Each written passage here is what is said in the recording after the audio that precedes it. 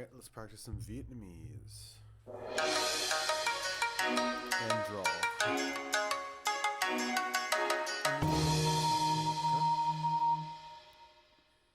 Hi everyone, I'm Becky.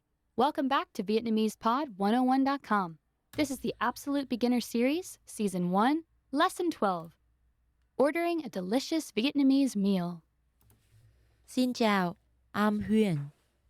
In this lesson, you'll learn how to order food and drinks in Vietnamese.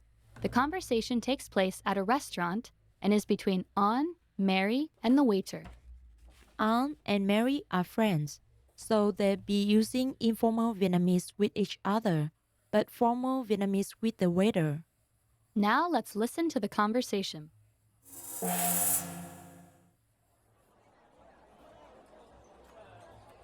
Anh ơi, cho xem cái thực đơn. Đây ạ. Cảm ơn. Mary, bạn muốn ăn gì? Tớ ăn phở bò. Tớ cũng vậy. Anh ơi, Chị gọi món gì ạ? cho 2 bát phở bò. Vâng, có ngay.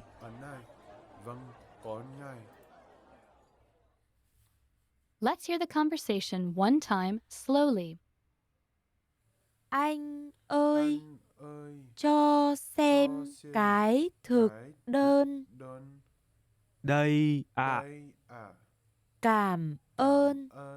Mary, bạn muốn ăn gì?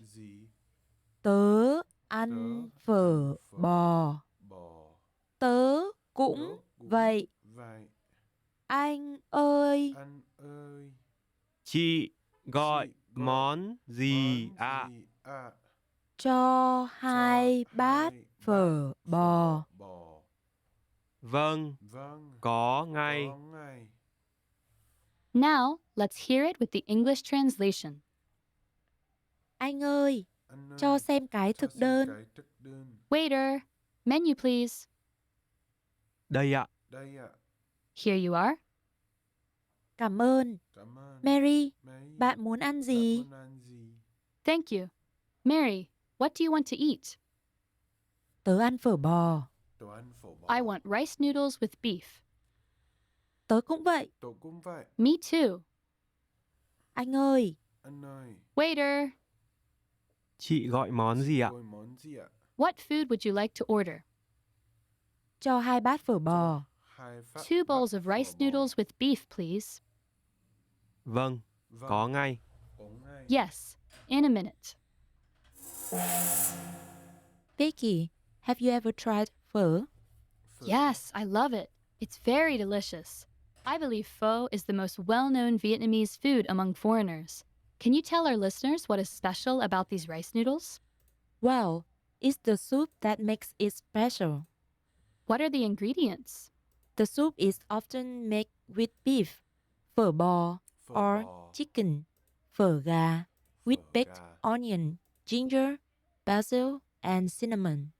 And I've seen some Vietnamese people adding lime juice or garlic vinegar, chili sauce, and some herbs when they eat pho. Right, that makes the taste special. Vietnamese people living overseas must really miss this food.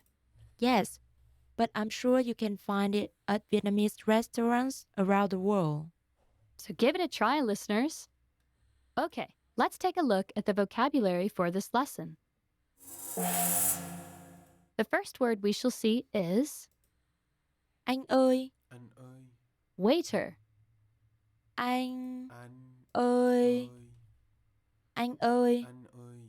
Next, Xem, to look, to see, to watch.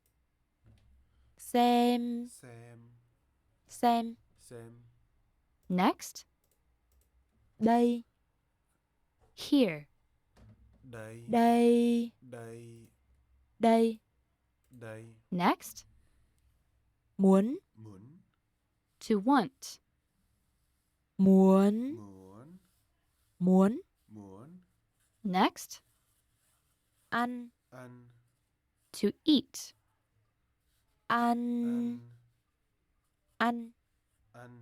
Next, Phở bò, rice noodles with beef. Phở bò. Phở bò. Next, Gọi. to order. Gọi. Gọi. Next, Món. dish. Món. Món. Next, Đồ uống. beverage. Đồ uống. Đồ uống. And last, Bát. bowl. Bát. Bát. Let's look at some of the words and phrases used in this lesson. The first word is, Anh ơi. it's similar to, hey man, or hey bro, or it may sound more like, excuse me, as Vietnamese people use this phrase to get someone's attention. They don't say, waiter, in a restaurant. Instead, just say, Anh ơi. to call a waitress, say, Em ơi. if they are young and Chị ơi. if they look older than you. So basically, choose the pronoun to address the waiter or waitress, then add Ơi. after that. This can also be used to catch other people's attention in general, not only in restaurants. Let's put this phrase into a sentence. Anh ơi. Đi đâu đấy? Hey bro, where are you going? Next we have gọi. Which means to order. Last time we learned that this word means to call, but when it comes to food or drink, it means to order. Vietnamese people often use the compound word Gọi món. to mean ordering food in general. For example, tôi sẽ xem thực đơn rồi gọi món sau. I'll look at the menu and order food later. Okay, now on to the grammar. In this lesson, you'll learn how to order food and drinks in Vietnamese. In the dialogue, we hear, Cho 2 bát phở bò. 2 bowls of rice noodles with beef, please. When you want to order food or drink, simply say, Cho. Then the number. Then the classifier. And then the name of the food or drink. Cho means to give. so this sentence literally means, give me something. To make it more polite, you can say, Làm ơn cho tôi. Then the number. Then the classifier. And then the name of the food or drink. So you can add làm ơn, which means please, at the beginning and the pronoun tôi after cho.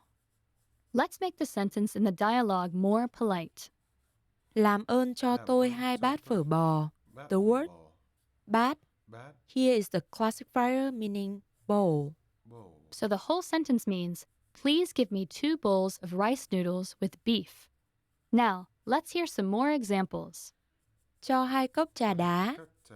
2 glasses of iced tea, please. And more politely, làm ơn cho tôi 2 cốc trà đá. Another example is, Cho 1 đĩa cơm rang. a plate of fried rice, please. And more politely, làm ơn cho tôi 1 đĩa cơm rang. All right, now you are ready to go to a Vietnamese restaurant. Attention perfectionists, you're about to learn how to perfect your pronunciation. Lesson review audio tracks. Increase fluency and vocabulary fast with these short, effective audio tracks. Super simple to use. Listen to the Vietnamese word or phrase. Then repeat it out loud in a loud, clear voice. You speak with confidence, knowing that you are speaking Vietnamese like the locals. Go to VietnamesePod101.com and download the review audio tracks right on the lessons page today. For a review of this lesson, please read the lesson notes. If you have any questions or thoughts, please feel free to leave us a comment. Thanks for listening and see you next time. Tạm biệt.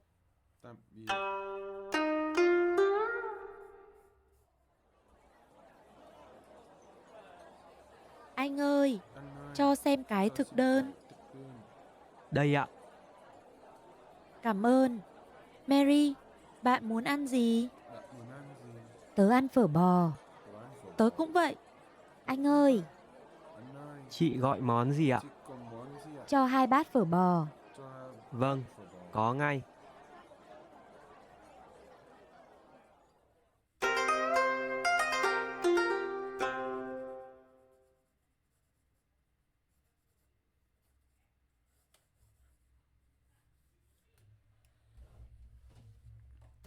All right.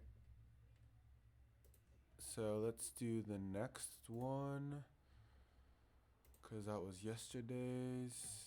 And I think it's 16. No, it's 15. Yeah, it's 15. All right, let's go. 15.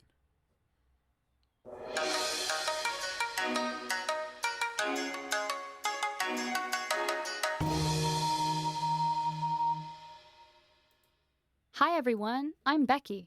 Welcome back to VietnamesePod101.com. This is the Absolute Beginner Series, Season 1, Lesson 13. Booking a hotel room in Vietnam. Xin chào. My name is Huyền. In this lesson, you'll learn how to ask for what you want in Vietnamese. The conversation takes place at a hotel and is between Mary and the receptionist.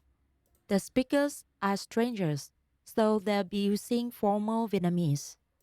Let's listen to the conversation.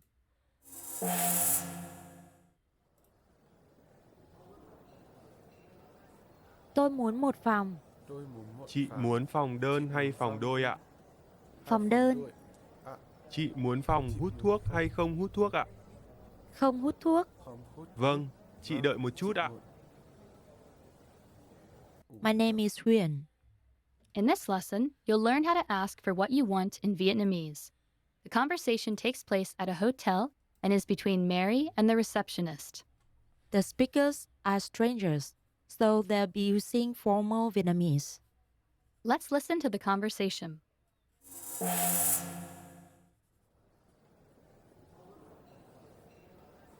Tôi muốn một phòng. Chị muốn phòng đơn hay phòng đôi ạ? Phòng đơn. Chị muốn phòng hút thuốc hay không hút thuốc ạ? Không hút thuốc. Vâng, chị đợi một chút ạ.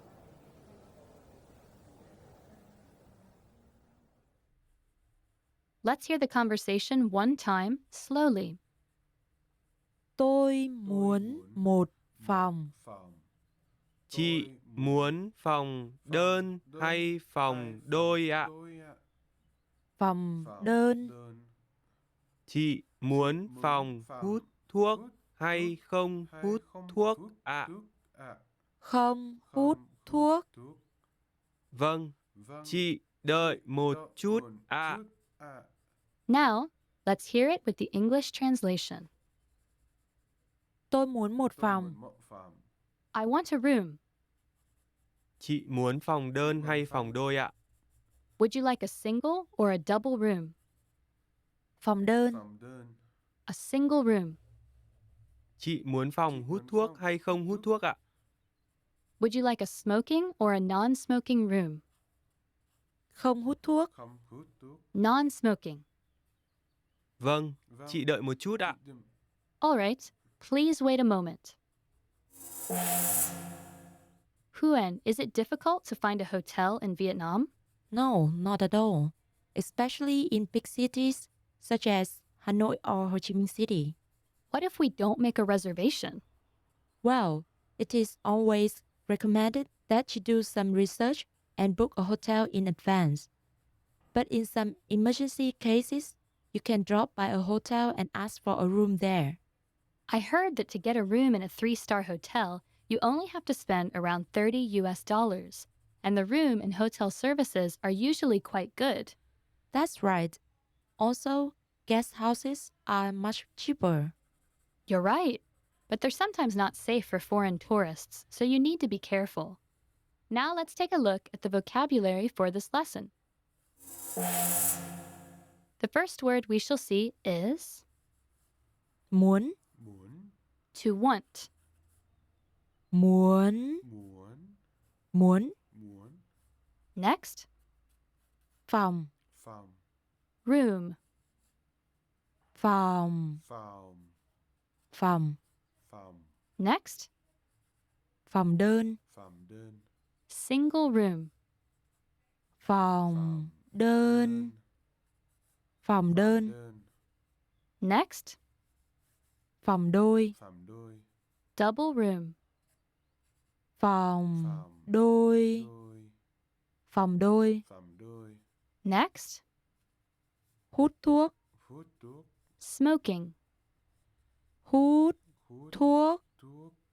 Hút thuốc. Hút thuốc. Next, Không hút thuốc. Không hút thuốc. non-smoking. Không Không hút hút thuốc. thuốc.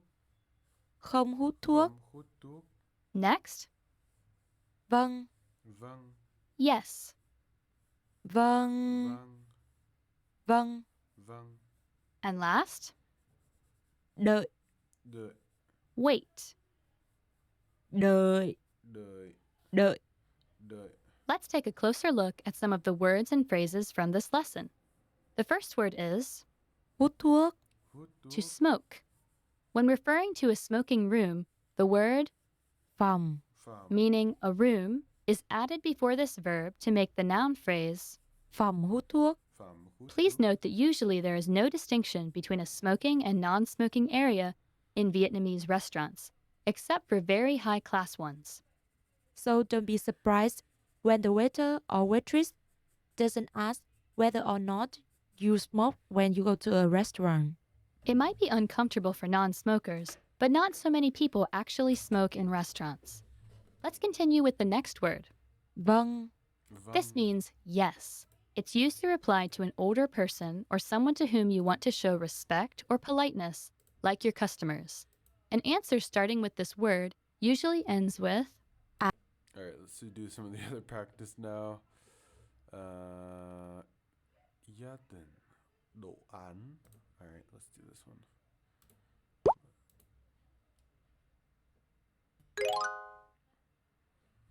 Chào các bạn. Chào các bạn. Hôm nay mình sẽ nói về chủ đề đồ ăn. Đồ ăn. Đồ ăn Đồ Việt ăn Nam Việt Nam rất là phong phú. Nhiều bạn chỉ biết tới món phở hoặc là bánh mì. Bánh mì.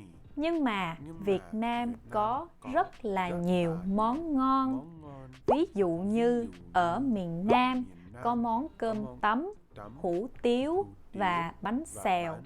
Nếu bạn tới miền Trung, bạn nhất định phải ăn thử mì Quảng, bún bò Huế và cơm hến. Món ăn miền Bắc mà mình thích nhất là bún đậu mắm tôm và bún thang. Mấy món mà mình vừa kể đều có thể ăn vào bữa sáng, bữa trưa hoặc là bữa tối. Vậy còn bữa cơm gia đình bình thường ở Việt Nam thì như thế nào? Một bữa cơm Việt Nam thường sẽ có 4 món: món cơm, món canh, món mặn và món rau. Cơm là món chính, cho nên người Việt có từ ăn cơm, có nghĩa là to eat, và bữa cơm có nghĩa là meal. Món canh được nấu với các loại rau củ. Món mặn sẽ thường là thịt hoặc là hải sản. Còn món rau thường là rau luộc hoặc là rau xào.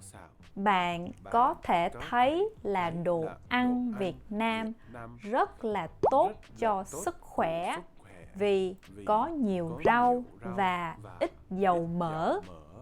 Nếu như bạn bận bịu hoặc là lười nấu cơm ở nhà thì bạn có thể gọi đồ ăn ở ngoài. Ở Việt Nam có rất là nhiều ứng dụng gọi đồ ăn như GrabFood và Now.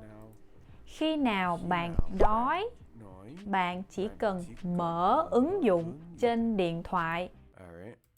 I'm hungry now actually. Alright. We'll end there.